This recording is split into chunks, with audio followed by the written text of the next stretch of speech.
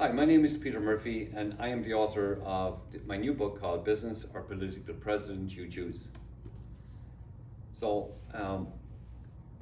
I wrote this book because I was a little frustrated with where our country was going. So that's the reason this book was written. It took about 2,000 hours and nearly 2 years. So I'm going to be asked some questions. I'm here today to answer questions. So I will take your first question.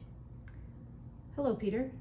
So first I'd like to start off with tell your readers a little bit about author Peter Murphy.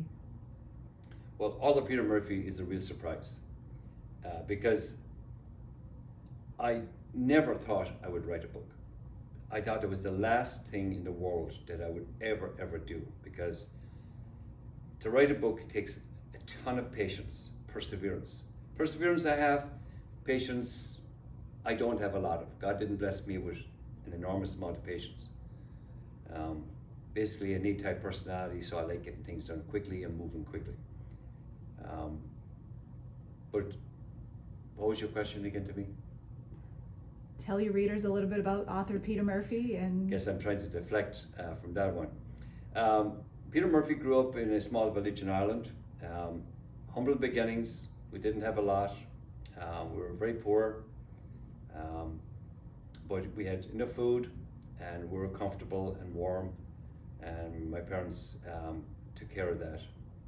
I was very lucky to have my grandparents very close to us, because I was very close to my grandmother. She was my favorite person in the whole world. And she, one of the reasons she was my favorite person, she made the best apple pies, rhubarb pies, fruit cakes, desserts. That's my weakness as a human being. I love my desserts, and maybe I should throw in French fries as well. But anyway, so I spent an enormous amount of time, probably nearly every night, at that table, having my tea and my apple pie with my grandparents. So I had a very nice time with them. She was stoic, very strict. My grandfather was great fun, devilish, but very strong men. So I learned a lot from both of us, from both of them. She was kind, and I think I got some of my kindness or my giving personality from her. He's strong and tough, so I think I learned a lot from him as regards being tough in life and trying and getting things done quickly. Okay, so what drove you to be a business person? Oh, I don't know. It kind of just happened. I came to this country and I worked for a big corporation for 16, 17 years, and just woke up one morning and decided I didn't want to work for corporate America anymore. I was tired of the structure. I was tired of being told what to do. And I had this idea, maybe I should become a business person, an entrepreneur. And so I was very lucky to have a very large account, that the people at the corporate level liked me, and I told them I was going to set up my own business, and they said, well, can we stay with you? So they actually came with me, and so I was able to bring a $1 million account with me, which helped me start my business. Problem is I had no money. So the banks don't lend money out to people that have no money. So I had to very craftively balance what I was spending and what I was taking in, and get good credit terms from my manufacturers.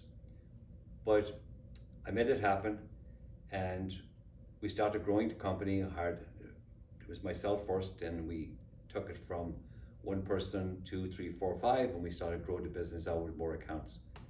And the company took off, and as it took off, you just work at it so hard, because you see it growing. It's like something you get excited about. You see something growing from something small, it's getting bigger and bigger and bigger and bigger. You're hiring more people, and all of a sudden you're creating a family around you. It's like, at one stage in the early stages we had 5 or 6 people, then it went to 10, 15, 20, 25, 50, and within about 10 years, actually it was 10 years and 6 months, we became $100 million company. There's a lot of sacrifices when you run your business.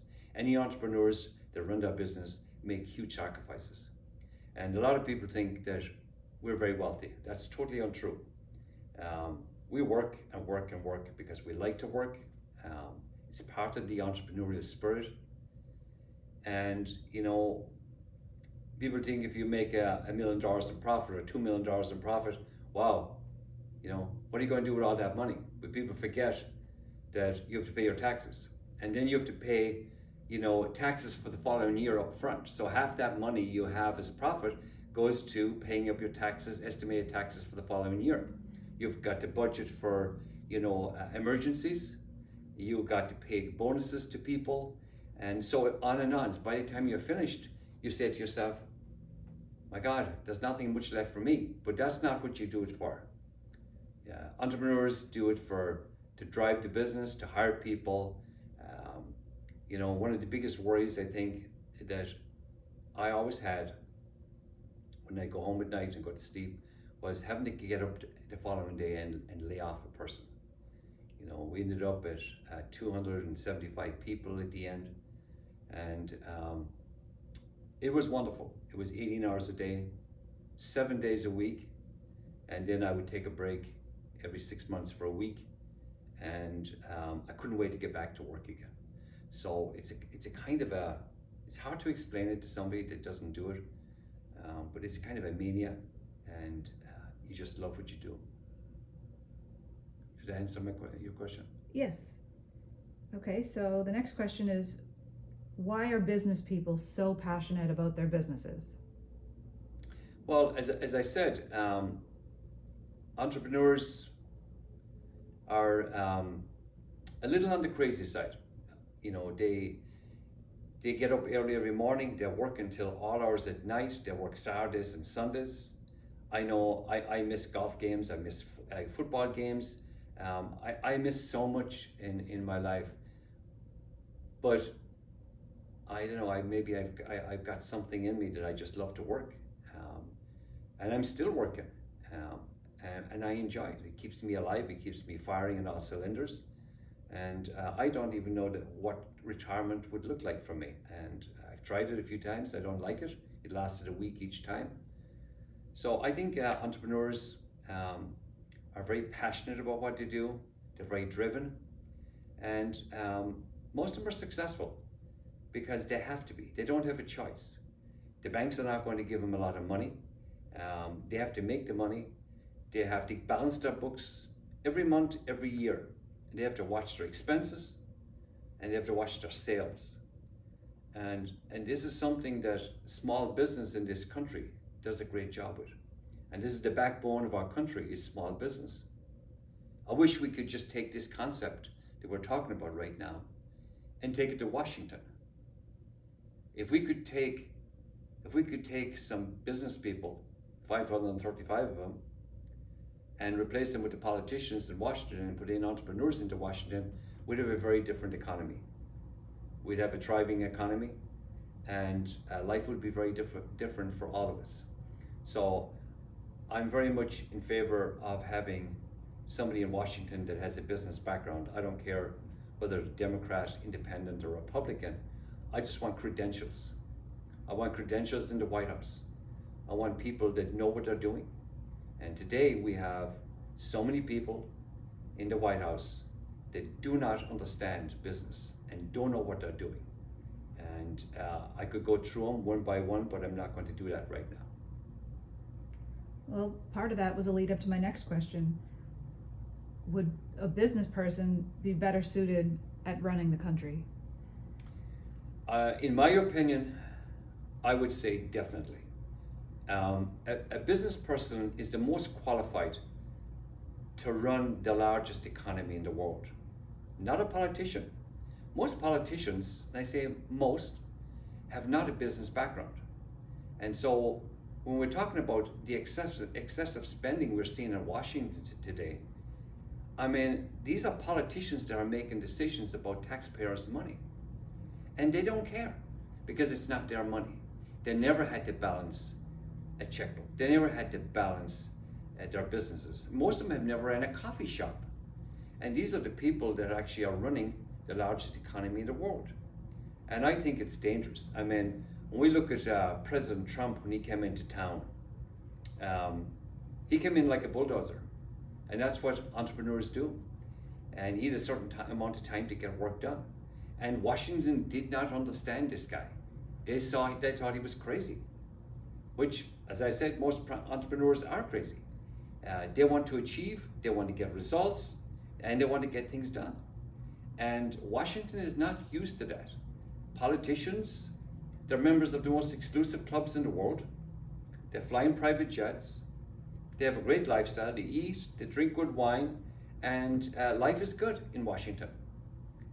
So this guy comes into town, and he's a serial entrepreneur, and he wants to change. And they did not like that in Washington, because they don't want change in Washington whatsoever. And God knows we need change in Washington. We need to turn this country around. We are in just bad condition. I mean, I don't understand why politicians don't understand that we are $31 trillion in debt right now. And nobody talks about the big elephant in the room. We're 160 trillion in debt and obligations. That's Medicare, Social Security. Nobody talks about that. And we continue to spend. And then people wonder why we have inflation. They wonder why our country is going down the toilet. If we keep going to where we're going right now, and we have another 5 years of this, we are going to be no better than Venezuela. And so I say, and I wrote this book purely out of passion, because I love this country. I came in here as an immigrant, and I love this country, and I worked hard. But you know something, I'm really concerned for the young people that are coming behind us, that we're not going to have this great country. And I say, I have a chapter in there in my book to the young people of America: you're going to get nothing handed to you for nothing. It's not how life is. Don't be expecting people that make promises, false promises to you, that they're going to give you all these freebies. It's not going to happen.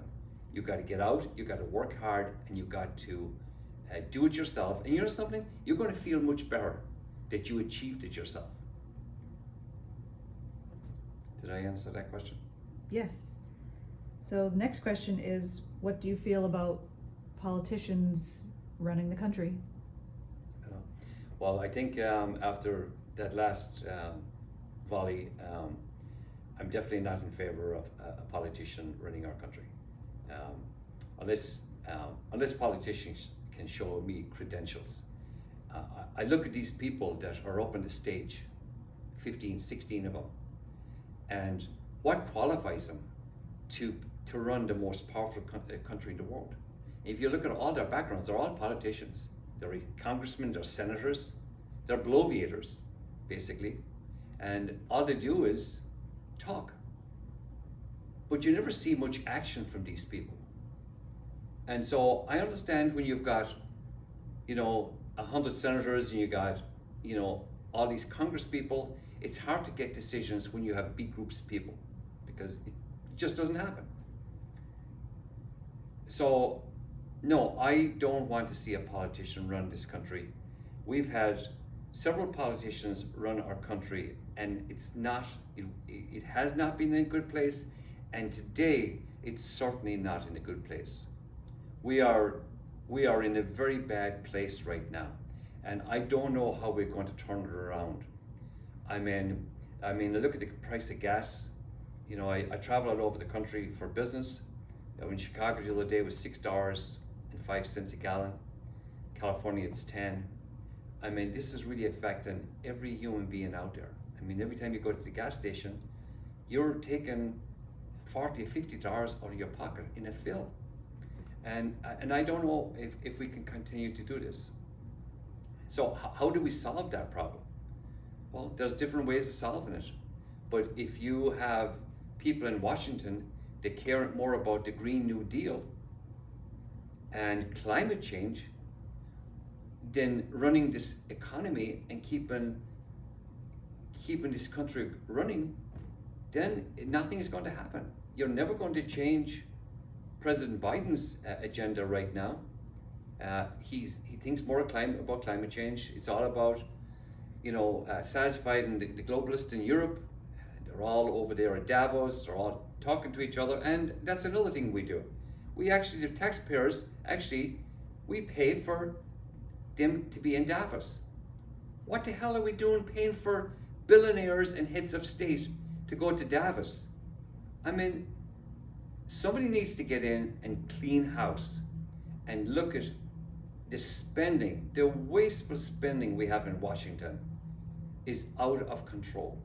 And until we get a real professional person in there, it's never going to change. Trump tried hard, and when he left, the economy was good, except for COVID. And COVID destroyed us for the last 2 years. And I believe that was totally inflated myself. I lived in Florida throughout COVID. We never had to deal much with masks or any of that nonsense. And I think the policies of the government have destroyed so many businesses and destroyed so many people's lives, including children. I mean, children not being able to go to school.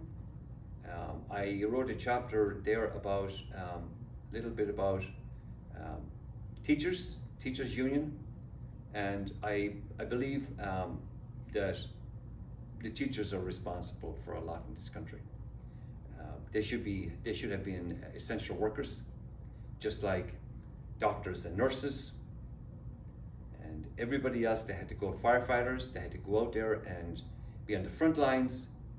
And these people sat at home and left our children to their demise. And this affected parents, couldn't work, and it caused total consternation in the whole country. So, no, I'm definitely not in favor of a politician running the country because they're not qualified. And this to me is common sense. I think most decisions are basically common sense. You look at what's right and what's wrong, and you make a decision. So that's kind of my standing on that. So I'd like to thank you guys for listening to this. I hope I wasn't too blunt in this, or maybe I was too nice. Either way, if you have any comments, you can go to my website and you can find my book. It's on Amazon, or you can go to my website at www.businessorpoliticalpresident.com.